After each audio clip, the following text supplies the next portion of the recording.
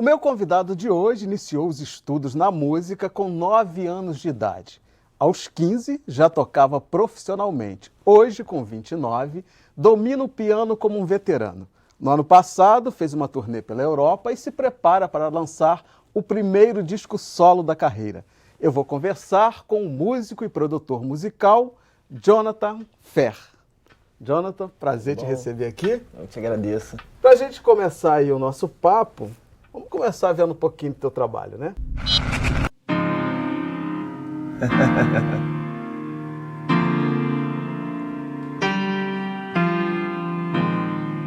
Gostei das luzinhas. Eu gosto dessa coisa meio psicodélica aí. As luzes não...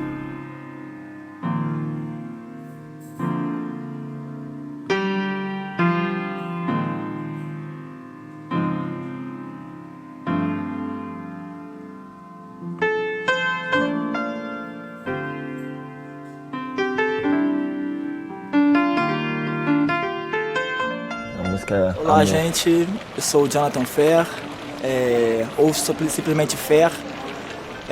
Sou pianista de jazz. Hoje eu tenho um show que se chama Urban Jazz. Eu comecei vendo uma família muito pobre, uma família de 5 irmãos. Eu sou o irmão mais velho, primogênito, e de Madureira, né? Terra boa, coração da Zona Norte. Assim, a minha trajetória começa quando meu pai comprou um pequeno teclado pequeno de promoção de Casas de Bahia, e tinha sobrado um dinheiro de final de ano. Ele comprou uma televisão e com uma parte do dinheiro que tinha sobrado ele poderia comprar um brinde, que era um teclado super pequeno. E ele resolveu comprar com a intenção de incentivar algum dos filhos a tocar, ou simplesmente para que a gente se divertisse ali, brincando um pouco com o instrumento. E eu, quando vi aquele instrumento, me apaixonei pelo instrumento, pelo teclado. Eu não sabia bem o que era, quais eram as possibilidades, se era igual ao piano, não tinha noção alguma. E logo em seguida, o meu pai também me deu um vinil de um cara chamado Jimmy Swaggart, que era um pianista na época, tinha uma capa de piano tocando, eu ficava vidrado. Imediatamente, ainda criança, eu associei essa história do instrumento ali com um piano ali grandão, e eu ouvia aquele disco todos os dias. E logo depois de ouvir os discos, eu sentava no tecladinho e tentava imitar, fazer como se fosse um pianista de verdade, né, na minha cabeça. Muito boa essa história. Agora... Eu vivi várias coisas agora ouvindo isso, assim. Foi lá atrás. Ah, então conta pra gente, fala aí. Não, era muito interessante, porque eu fui criado numa família evangélica, né? Hoje eu já não faço parte mais da comunidade cristã, mas eu trago muitas boas lembranças e alguns incentivos, que era porque normalmente essa coisa da comunidade cristã incentiva muita coisa da música, né? Então... Eu lembro do meu pai... Grandes músicos, né? Grandes cantores vieram das igrejas evangélicas, sim, né? Sim, exatamente. E eu lembro que meu pai, ele ouvia vários discos. Lá em casa sempre foi uma família, sempre ouviu muita música o tempo todo. Era rádio ligado 24 horas, assim. A gente dormia com o rádio ligado. Então tinha esse incentivo da música, essa coisa. E eu lembro de uma vez a gente estar saindo de um lugar e meu pai falou, escolhe um disco aí. Eu dou um presente pra você, escolhe um disco. Uma promoção que tinha. E aí eu folheei, aí eu vi essa capa do cara Comprou tocando. pela capa, nem conhecia. Capa, eu tinha, sei lá, uns 8 anos de idade, 7 para 8 anos, alguma coisa assim. Escolhe aí. Aí ele falou, escolhe o disco que você quiser.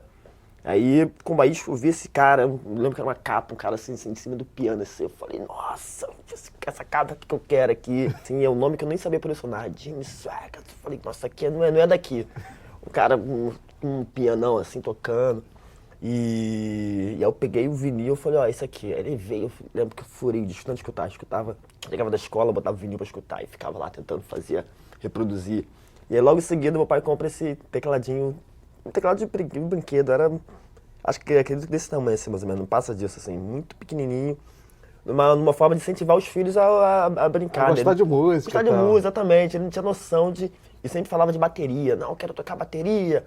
Aí pegava Você falava? Falava. Aí uma vez eu peguei as panelas da minha mãe, ficava lá e amassei as panelas todas. Ela até hoje tem uma panela lá outro dia, essa panela que tá amassada por causa de você aqui, tá lá na casa até hoje. E aí ele, não, mas meu pai tinha uma visão aí, não, porque a bateria é barulhenta, tem que te dar uma outra coisa, violão e etc. Minha mãe já vinha de uma história de ter estudado violão quando eu era mais nova, mas ficou um violão parado lá, ela nunca deu continuidade. E aí eu comecei com o teclado, comecei tirando as músicas, tocando, aí o pessoal começa a falar, ó, isso, eu tem talento, tem talento. Eu comecei a acreditar nessa história, eu acreditei. Aí eu lembro que um dia eu voltando da escola, eu já com meus 8 para 9 anos já, eu vi assim, aulas de teclado, piano, aí tinha várias aulas, violão, karatê, tinha uma super ONG que abriu perto de casa com várias aulas, inclusive de música. E eu cheguei em casa animado, peguei a ficha para os pais assinarem, e aí falar do valor e tal, me incentivei, falei, quero aprender, quero aprender, quero aprender, quero aprender. Aí convenci eles, não, vamos pagar então, se tu quer estudar mesmo, então vamos botar você no estudo. Aí comecei, startei. E é engraçado que eu lembro que na primeira aula, eu era super, não tinha condição, né, pobre e tal. Eu de chinelo, uma bermudinha com joelho russo, não sei o que. Cheguei lá na aula para estudar com um teclado pequeno. E era uma turma de mais ou menos umas 9 para 10 pessoas. Todo mundo, eles orientavam que nós levássemos o instrumento porque não tinha instrumento para todos, né? Para todo mundo, exatamente. Então cada um levava o seu teclado, tinha um piano no meio, tinha mais uns teclados disponíveis lá e tal. E aí eu sei que a galera olhou assim... Você com seu humilde tecladinho. Meu humilde tecladinho, eu fiquei meio constrangido, o pessoal abrindo o negócio, aí eu senti os olhares assim, eu não tinha noção, mas eu senti os olhares assim que eu fiquei meio constrangido de... Mas teve algum tipo de discriminação, assim? Eu acho que sim, eu acho que sim. Na época eu não tinha essa noção, mas hoje olhando pra trás eu sinto que sim, houve um certo desdém, exatamente, essa palavra, desdém, esse garoto aí não vai...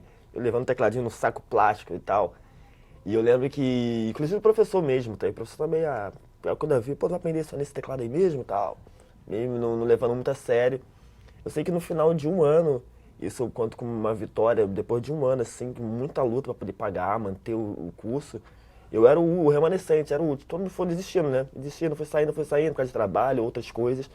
Era uma faixa etária que era muito grande, eu tinha 9 anos, mas tinha pessoas de 15 na época, adolescentes, tinha senhores de 60, 50. E aí todo mundo saiu, só ficou eu. Só ficou eu no final e eu fui o que representei o professor, a turma, digamos assim, tocando piano. Aí depois disso eu falei, ó, não quero parar mais. Aí foi a relação para continuar e tudo mais. Agora, isso que foi bacana, né? O troféu, né? Que Troféu. Você que representou a turma, né? Troféu. Agora, pensando aqui, você falando, imaginando, parece que a música, o piano te escolheu, ou seja, você nasceu para fazer isso. Porque eu estava observando, por exemplo, você tem dedos longos, né? Sim. A sua característica física já é de pianista, né? Então, a assim, fala. acho que essas coisas nascem com a pessoa, né? Porque ninguém te incentivou diretamente, né? Você não tinha lá um pai pianista na família. Não, você vai ter que estudar piano, não. Ele te deu por acaso o teclado. Foi uma casa. Você viu a capa do disco. Eu sempre fui muito sonhador, né? E esse foi um dos sonhos que eu levei muito a sério, assim. Por isso que é o programa de artista, cara. Sonha, eu ficava sonhando. Eu lembro quando eu decidi que eu ia ser músico. Eu lembro do dia que eu decidi. E como eu já tinha meus 13 anos, já estava tocando tocava na igreja, ainda não via profissionalmente disso, mas eu já estava sendo endereçado para isso de alguma maneira. Eu já escutava coisas, estava tentando montar minha primeira banda com os amigos que tocavam também, que eu fui conectando e tal. Eu lembro de ter ido num show e eu vi a galera tocando, assim, uma banda de rock and roll na época, tocando. E o pessoal aplaudindo, maravilhado e tal. Eu falei, cara, é isso que eu quero ser. Olha os caras no palco se divertindo, ganhando pra fazer isso aí. Ou seja, antes de chegar no jazz, tu passou pelo rock. Passei pelo rock. Minha adolescência foi rock and roll purinho. Minha adolescência até meus 17 anos era rock and roll purinho. Assim, e como que tu chegou no jazz? O jazz, ele veio, eu cheguei primeiro no rap. Eu costumo dizer que 18 anos, assim, o rap foi transgressor, assim, quebrou uma era, né, porque até então eu vinha do rock, mas eu tava já meio que saindo já, tinha tido várias bandas de adolescentes, com um monte de gente tocava. E foi uma época que eu meio que reneguei o piano, eu até falo isso. Eu meio que larguei o piano, comecei a tocar guitarra, toquei contrabaixo nas bandas, e era isso que eu queria, não, o piano, porque o piano no rock não aparece muito, né. Então eu comecei a não me interessar mais, tocava na igreja, já tocava profissionalmente também. E como ficou o piano no rap? Porque também Pois é, não, aí quando... Rap é uma coisa mais do beat, pois né? Então... o rap chegou com 18 anos pra quebrar primeiro, eu descobri que era preto ouvindo rap. Foi quando caiu a ficha assim, pá, falei, caramba, eu sou preto, cara. Eu falo isso que eu ouvi no Racionais MC, MV Bill, eu vi, eu falei, caraca, existe racismo, meu Deus, não tinha me atentado a isso, aí fui E você relembrando. tinha quantos anos? Tinha 18. 18. 18 anos. Foi um amigo meu que deu, que ele falou, cara, tô vendo. Nem era preto ele. Olha que você ainda se descobriu novo, hein? Porque tem gente que se É, descobre... bem depois, bem depois. E ainda tem uns que não se descobrem. Não, né? tem vários, conheço vários que não se descobriram ainda. Mas aí o pessoal até fala, pô, mas como é que descobriu a preta? Eu falei, cara, uma coisa é saber a tua cor, outra coisa é você entender o total negritude, você como cidadão preto na sociedade brasileira, etc. E aí foi um divisor, assim, é como caísse uma máscara. E aí eu fui buscar referências. Aí do rap eu acabei chegando no soul, que já é um pulo já pro jazz também. Aí Quem foram, assim, essas referências? Quais foram os artistas? De rap? De rap, de soul, de que rap, foram de rap, construindo essa identidade musical negra. Sim, de rap o Racionais MCs, sem dúvida, assim, de São Paulo, com um discurso completamente diferente do que a gente vive no Rio. Completamente diferente não. Diferente não, porque Diferente, é um discurso de periferia... que é igual, que é igual no mundo todo, É igual né? no mundo todo, é verdade. E o MV Bill, mas o MV Bill, por ele ser do Rio, eu tinha uma coisa que me identificava muito mais, assim. Que Era mais próximo, Era mais né? próximo ali, já tinha frequentado a Cidade de Deus em alguns momentos também. Enfim, então isso me tocou muito, comecei a ouvir muito RZO depois, eu vi um monte de galera e tal. RZO é legal também que já tem uma melodia, Já né? tem Então, uma melodia. Pra quem trabalha com harmonia... Exatamente. Aí nisso eu já fui direto pra coisa de como começar a fazer beats pra uma galera do rap, porque automaticamente eu me conectei com o pessoal do rap do Rio de Janeiro. Então eu comecei a fazer com artistas que tava começando a criar, eu falei, cara, eu quero fazer beats pra você. Aí foi uma outra ideia, não, vou começar a produzir beats pra essa galera, aí comecei. Aí fazia os beats, aí o pessoal gostou, aí começaram a me procurar mais. Aí um amigo me apresentou, cara, você tem que estudar soul music, velho. Falei, pô, escutar soul music, cara, mas o que aí deu um disco de vários discos de funk, de Jamiroquai, do James Brown. Nossa, tem uma página de que ele me passou na época.